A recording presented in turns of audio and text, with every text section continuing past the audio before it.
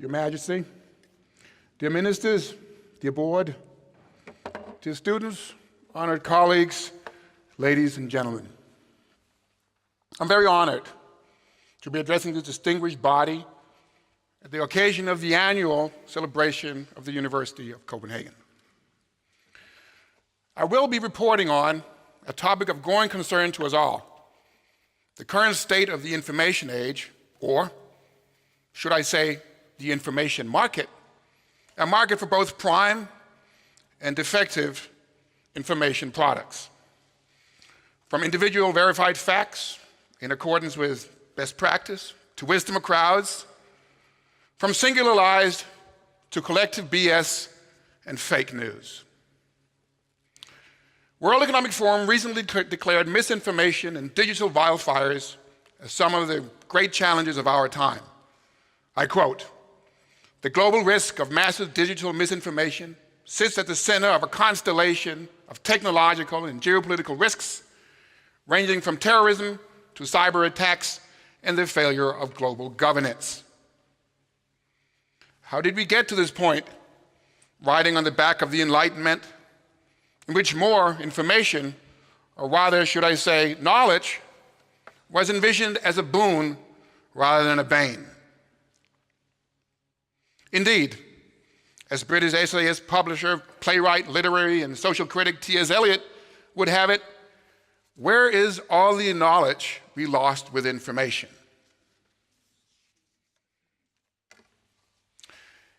Information in large quantity, volume, and magnitude doesn't, in and by itself, secure quality, reliability, and veracity.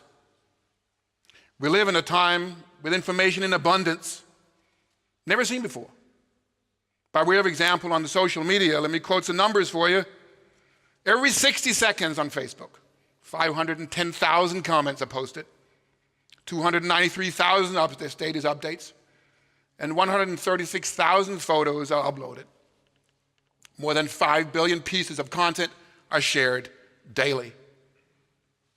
Every second, on average, around 6,000 tweets are tweeted on Twitter, which corresponds to over 350 tweets sent per minute, 500 million tweets per day, and around 2 billion tweets per year.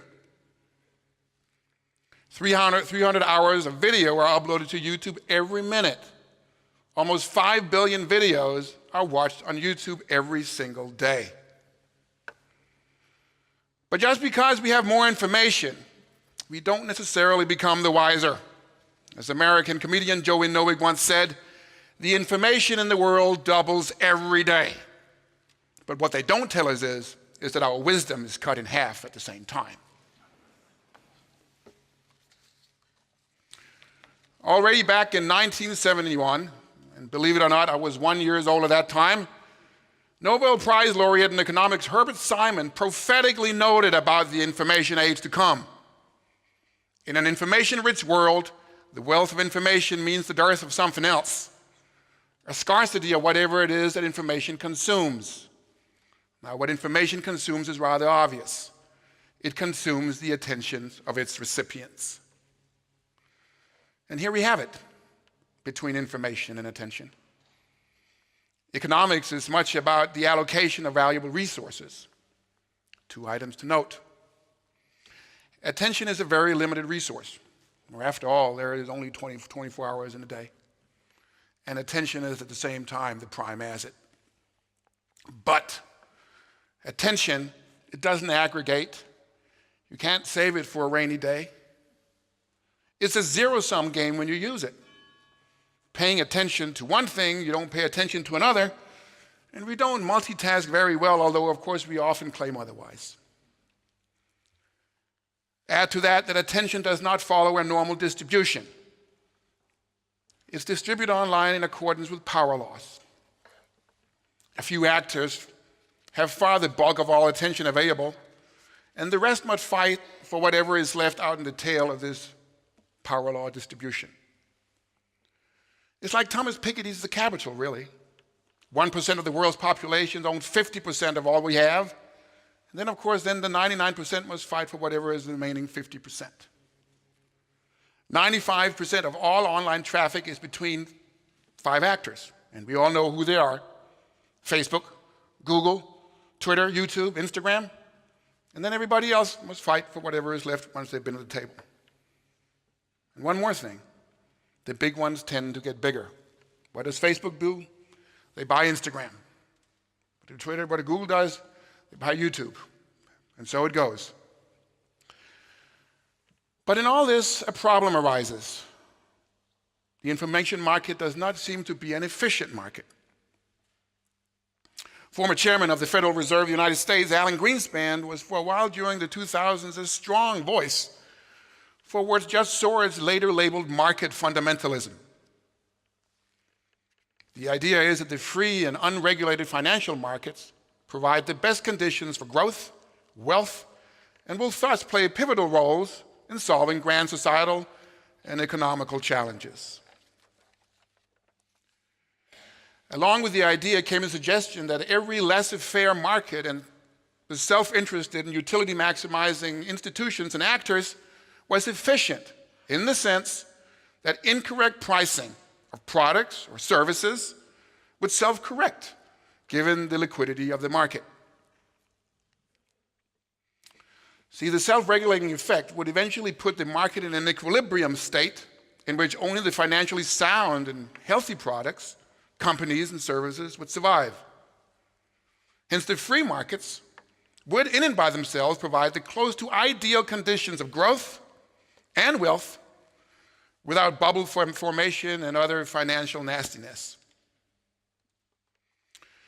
In the wake of the financial crisis of 2008, Alan Greenspan, the very same, rather shockingly had to admit that deregulation and market fundamentalism couldn't quite cash in the expectations. I quote, "I made a mistake in presuming that the self-interest of organizations, specifically banks and others, were such that they were the best capable of protecting their own shareholders and their equity in the firms." Now we know that some of the god-awful equity around that time, which in the end did not protect neither the financial sector, nor the shareholders, nor the banks, but rather turned to be key player in the financial meltdown, was the subprime business. Now, the subprime crisis will not be rehearsed here due to lack of time, but it should not be even up for dress rehearsal ever again, period. The unregulated information and news market in the digital age is, in a certain sense, somewhat similar to the market fundamentalism ruling the financial markets of the 2000s. Assets are not immediately monetary assets or products. Now, the prime asset relentlessly pursued in the age of information is, as we were taught by Herbert Simon, attention. By way of example, think of the business model of the social media. 1, allocate people's attention using information. 2, the consumption of information generates traffic. 3, traffic may be converted to money, power, influence, status, or for that matter, advertising possibilities. And as users, we don't pay for our so-me profiles, but if you don't pay, you are the product. The entire model is based on this. Get the users to generate some information that other users then use or read, allocate their attention accordingly, and sell the attention to the ones who are really paying for it, the advertisers. So we are basically the product. It's a wonderful model for them. Now, if this is the case, there's only one concern to optimize. You may speculate in what sort of information people are willing to consume. Thus, there is a market for information which, while not being necessarily true, allocates lots and lots of attention.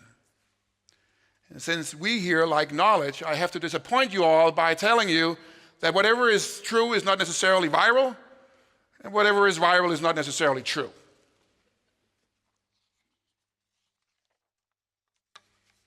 So, there is a market for fake news. You recently wrote a book called Fake News, When Reality Loses Out. and me and my PhD student, Mads Vestergaard, identified at least 3 reasons for entering this market of fake news. A, for the fun of it, known as trolling. B, propaganda, that would be power struggles. And C, web traffic, read money. See, the issuing parties of fake news want to allocate people's attention and maybe even be working on commission for the advertisers. The greater the allocation of attention, guaranteed by noisy and spectacular but not necessarily true news stories, the more you may jack up the prices for the advertising online for whatever the reason, for fun, political influence, or cash money. Now, fake news is a poor information product. I think we can all agree to that, just as the subprime loans were poor financial products. But just like subprimes could survive for quite some time on a deregulated financial markets, so can fake news live and prosper in terms of attention on a non-regulated information market. There is no ordinance in the course of being appraised to the effect that the information exchange online has to be true. The information market doesn't necessarily find itself in natural equilibrium in which only the correct information will strive and the fake will be weeded out due to the liquidity of the market of people exchanging their opinion. And there we have it. Happy hour for fake news. Now, what to do about it? Well, that's exactly what we spend most of our time on at the Center for Information and Bubble Studies at the University of Copenhagen. This was really just a diagnosis. Thank you for your attention.